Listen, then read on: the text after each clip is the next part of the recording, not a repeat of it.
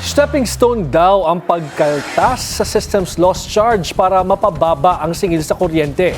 Pero ayon sa isang consumer group, may mas malaki pang magagawa ang gobyerno. Ang detalye sa Agenda Weekend Report ni Joash Malimban.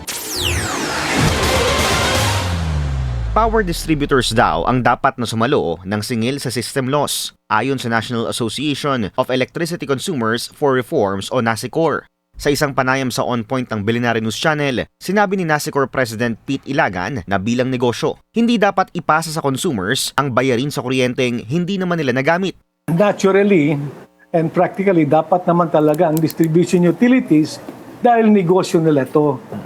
At kahit naman ang ERC, ito ay kayang pababain, nagagawa naman ito ng ERC. Nagsimula tayo nung IPIRA ilabas, meron pang mga nasa 12 noon ng cap.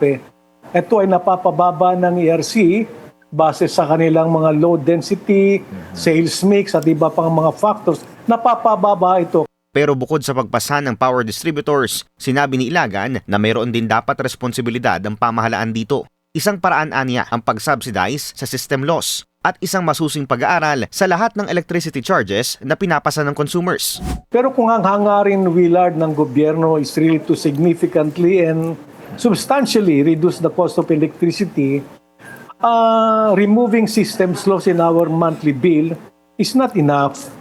But this can be the beginning. Basic lang naman, very simple yung ating proposition.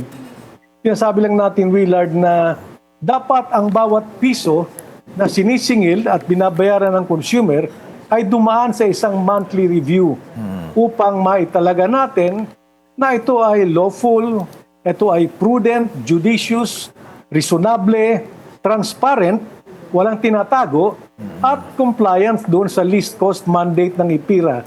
Para sa NASECOR, hindi dapat mag-focus ang pamahalaan sa system loss lang na halos 5% lang ng binabayaran ng mga consumer. Barya lang daw ito kumpara sa ibang charges sa ating electricity bill na hindi naman sakop ng electricity consumption. Kabilang na raw dyan ang generation charge o ang presyo ng pagbili ng kuryente mula sa power suppliers.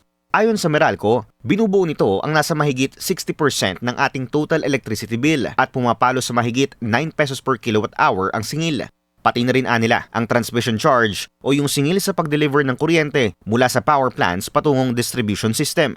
Bumubuo ito sa 8% ng electricity bill ng mga consumer. Paninindigan ni Ilagan, oras na magkaroon ng isang thorough review, mahigit pa sa 5% ang maaaring ibaba ng singil sa kuryente.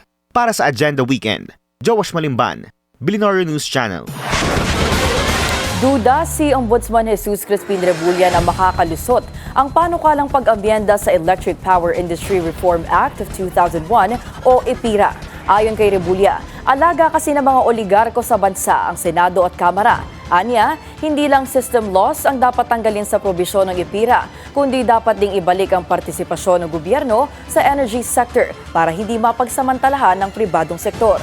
Sinabi rin ni Rebulla na dapat ma-integrate ang National Electrification Administration o NEA sa pagresolba ng issue na mahal o ng mahal na kuryente dahil marami ring electric cooperative ang pagmamay-ari umano ng mga oligarko.